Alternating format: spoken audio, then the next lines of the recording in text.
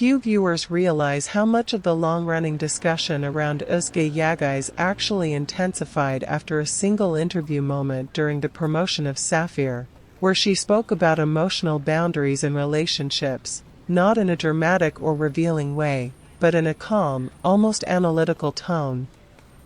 That interview circulated widely across fan pages, especially because audiences immediately began comparing her words to her past relationship with Gökberk Demirci, even though she never mentioned him directly. What stood out in that interview was her emphasis on gradual trust and emotional stability rather than intense, immediate connection, which many fans interpreted as a subtle reflection on her past experiences. On platforms like Twitter and Turkish forums, users began dissecting the phrasing of her answers, suggesting that her perspective on relationships had evolved significantly after her engagement ended.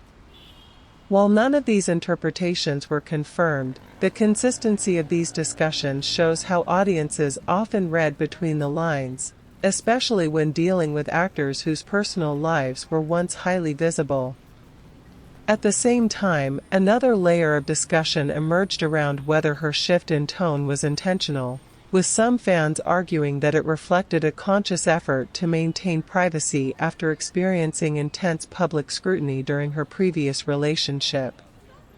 This interpretation aligns with her noticeably more controlled media presence in recent years, where she rarely shares personal details and keeps interviews focused on professional topics. Meanwhile, Demirci's approach has been noticeably different, as he tends to speak about emotions in a more open-ended way during interviews, which has occasionally reignited speculation about unresolved feelings, even when those interpretations are based on minimal evidence. This contrast in communication styles has become a recurring topic in fan discussions, with some viewers seeing it as a difference in personality, while others interpret it as a difference in how they manage public perception.